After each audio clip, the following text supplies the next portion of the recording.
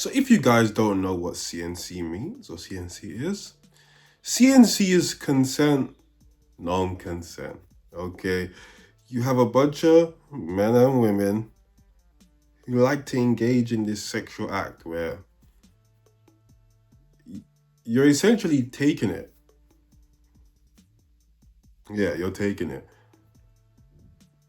She likes that you're taking it. She consents that you're taking it, but she does. This is for people who have nothing to lose. I'll be real, men in particular. This shit right here, yeah, is for people. You're watching too much porn, and you ain't got nothing to lose. Because there's no way. I'm trying to explain it, and it sounds ridiculous. Consent. I consent you to take it. Non-consent. I don't consent you to take it. Consent. I consent for you to take it. I'm not involved with that shit. I must have dickhead painted right on my forehead. All across of a dickhead. And that's what a lot of men have been saying, because I came across this woman's video and she said a lot of these men aren't going for the CNC thing no more. And I'm like, yeah, that kind of makes sense. I'm not trying to go to prison. I'm really not. Just so I can satisfy your foolishness.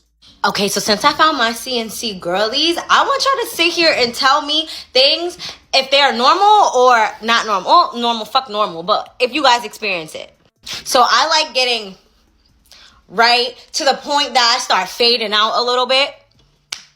Has anyone ever wanted to like completely fade out and like want their man to low-key keep going? Also, I would like to know what horror movie character y'all fantasize over. I'm sorry, I want Jason to chase me through the woods. Hunt me down, baby! Also, do y'all have a safe word? Because I don't. I feel like the point of a safe word is to be safe. I don't want to be safe. I want to be fucking terrified. Just me? Oh, okay. Okay, CNC girlies, why are men so intimidated or scared? Like, I noticed when I posted, like, that I'm really into CNC, like, some crazy-ass shit, right? A lot of men are in the comments talking about some, like, oh, don't trust a bitch like that. She gonna call the cops. She gonna be waiting for that moment. What the fuck are y'all planning on doing to these women? Like, huh? Like, everything is consensual. Consensual, you know what I mean. So it's just like, why are you? Calm down. Please. You can put me through a wall, baby. I won't tell nobody. You can't convince me that the men that are in the comments, like, turning what we like into a problem. You can't convince me that they don't like women. Like, what are you talking about? What pleases us is too much.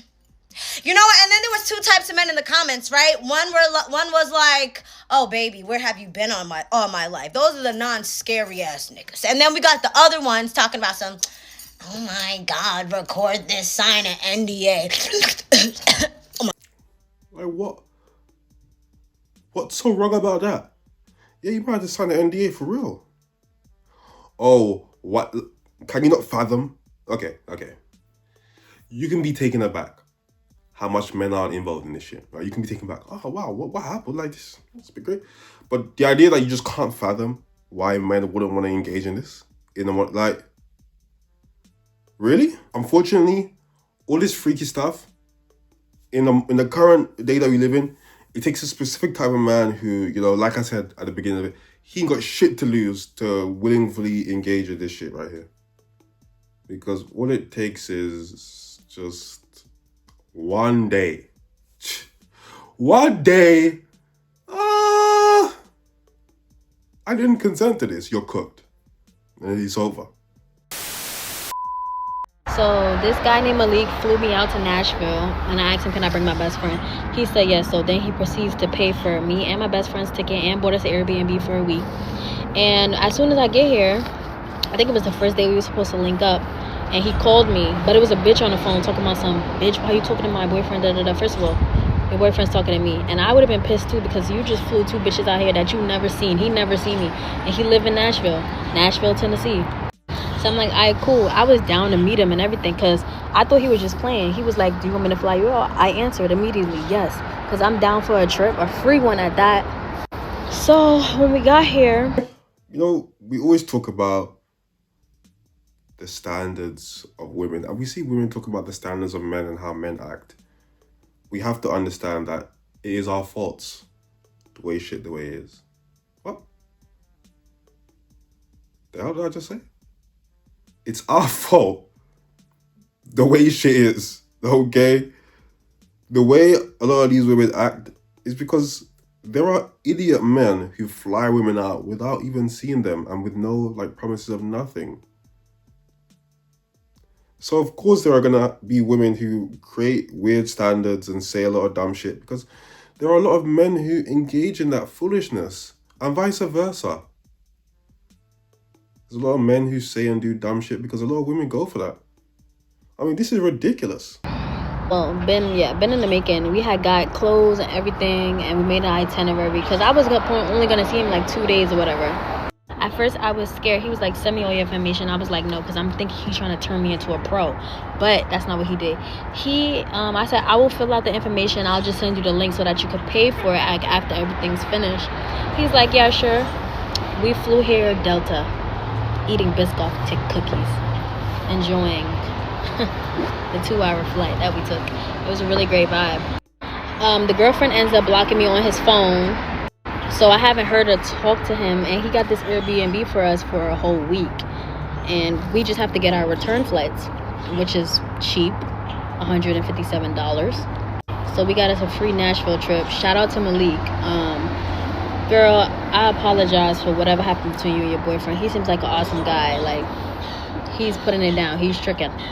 I would be mad as fuck, too, if he flew 2 bad bitches out. Shit. I wonder what his friends look like. At least they admit, this is tricking culture. There's polar opposites of the internet. I've told you guys this before. There's completely different sides that don't interact with each other. We live in a world where I'm seeing women walking on the street and they are terrified. Men are staring at them. They're crying. They're making videos crying. Oh my God, this man was staring at me and I felt so uncomfortable.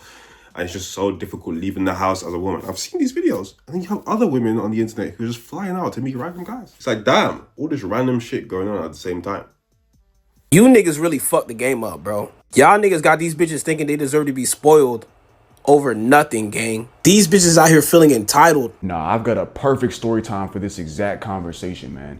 One time I was just talking to a girl, just casual conversation, just getting to know her a little bit. And I asked her, what is your idea of the perfect first date? Like if a man took you on this date, you would just be so happy and so excited because it's just perfect to you. This lady looked me dead in my face. No joking. She was dead ass serious. She said, a trip to Bora Bora. And I was confused. I was shocked. I was expecting some regular answer like a walk in the park or maybe some fun activities, maybe her favorite food, regular shit. She said Bora Bora. I was shook. I said Bora Bora, like the remote island getaway resort with the crazy blue water, that Bora Bora? And she looked at me and she said, yeah, that Bora Bora. So I told her, I said, I ain't gonna lie, not trying to be rude or disrespectful, but that's a little bit crazy, expecting somebody that doesn't really know you to just take you to Bora Bora as a first date is kind of crazy, I ain't gonna lie. And when I said that to her, she immediately clapped back at me and she said, well, if you can't afford to do it, just say that. See, now I'm finna turn up and get real disrespectful with your goofy ass, man, because it's not a matter of whether I can or can't afford it. It's why would I want to do that for somebody I don't know? I'd honestly prefer to get to know somebody a bit more before being expected to drop bands on them like that. Shawty, can you even afford to take yourself to Bora Bora? That's the real question. Have you ever even been there? Probably not, but you want somebody else to just come in your life and just do that shit for you? For what? Who are you? For what? Well, 2 things, right? Firstly, she did say this is her dream day, her ideal day. Didn't say it was a requirement. But in saying that, and which is the second point, it is weird that she went straight to, if you're broke, just say that, basically, as a response, right? I would have thought the response would have been, yeah, it is kind of crazy, but that's like, it's a dream. It's not something that I expect. It's just a dream. It's just, That even being a dream, though, it's, again, you're going on an island together on a first date. You're traveling together. You're probably going to be in the same room, he's not going to order 2 beds. Like, you're gonna be sleeping in the same bed on a first date. Like, social media has a lot of people in the chokehold. I'll be real. Not to be a dead horse, but we are in a sassy man apocalypse. I just came from getting a burrito. Okay, look, this actually isn't a bad video, okay? Let me tell you what happened. Basically, she was going to get a burrito and her card wasn't working or something, so then, like, she took out cash, and this guy next to her was like, oh, you gonna pay for my burrito with all that cash? And I think we can all agree that's not something you should say to someone you're trying to flirt with. So aside from Sassy Man Apocalypse, which, of course, we know is a dog whistle for homophobia, it seems like she's valid to complain about that, okay? However, I want to further something. Because apparently he followed her out to her car, which don't do that ever. And he asked for a number and she didn't give it. But when she was saying that she didn't give it, she said something quite interesting. Your first impression is asking a woman for money. In what world is that attractive? I'm gonna play it again, okay? Make sure you caught it. Your first impression is asking a woman for money. In what world is that attractive? Like, do you see how close we are as a society to getting it, to like understanding it? The day that particular women on TikTok can change that word from woman to person, oh my God, internet dating discourse is gonna be saved. It's gonna be... Even if they acknowledge the double standard, I don't think it would change, because I've seen feminists try to justify it. I've seen it. Okay, oh, yeah, I'm not a feminist. They'll completely denounce feminism to justify this shit. Oh, I'm not a feminist because men and women, you know, we don't have the same rights, and it's actually not about equality, it's about equity, and yeah, men should pay on the first date, and men should do all these things because they have privilege, but they'll find a way. I've seen that they'll find a way. What the fuck do you want? Brendan, chill. I don't know. A month ago? Yo, shut the actual fuck up, leave. I'm playing geometry. Yeah, fuck out of here with your black ass little cripple. Yeah? You fucking cripple. You are a cripple. Don't ever speak back to me. I'm gonna put you in a...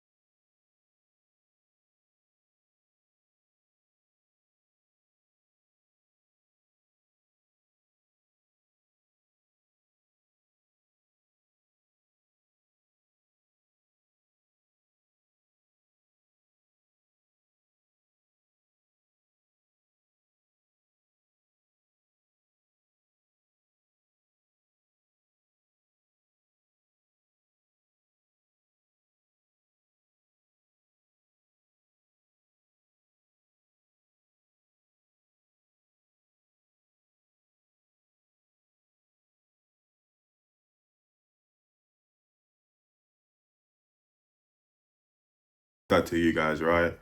But when it comes to it starts with the father, I completely agree. It starts with the parents, I completely agree. And shit like this, maybe I'm being ignorant. I don't really care how old you are. You deserve a slap. You do. If this is what you are as a human being at any age, if this is my kid and I see this, and I'm not even pro hitting your kids. I'm actually quite against it. It would take a lot for me to put my hands on my kids. This would be something where I'm gonna slap you in the face. I'm gonna backhand you, actually. I'm gonna really embarrass you as well. Yeah. As someone who's, you know, I feel very passionate about this shit. I've worked with autistic kids. I've seen all this shit. If my kid done this, oh yeah, I would lose my mind. Because there's no way you have this little empathy. I would start to believe that you're some sort of a psychopath. I would get you evaluated. I'll get you checked out. If this is how you're talking to certain people. And even if you were a psychopath, a sociopath, you would still get slapped, because even those people, they know how to act, and you can be a psychopath, a sociopath, and act like a good person. Maybe you don't feel it in your heart, but you can act and you better act like a good person. Because there's no way you're going out in the world and doing this bullshit. And none of his friends say anything. You know, this is where I have to agree with women. When they say, if one of your friends are like, you know, weird to women, or, you know, saying crazy shit, and nobody in the friend group says anything, you're complicit. I completely agree. And when you see shit like this, the fact that none of the friends say anything, yeah, they're all weird. I don't care how young he is. Couldn't care less, actually.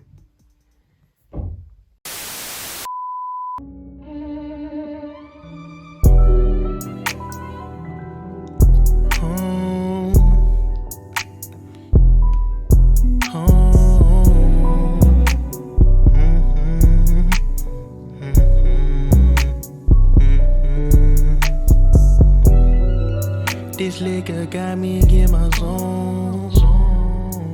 Now I'm blowing up your phone. Blowing weed, smoking the ozone. I just can't let this go. This liquor got me in my zone.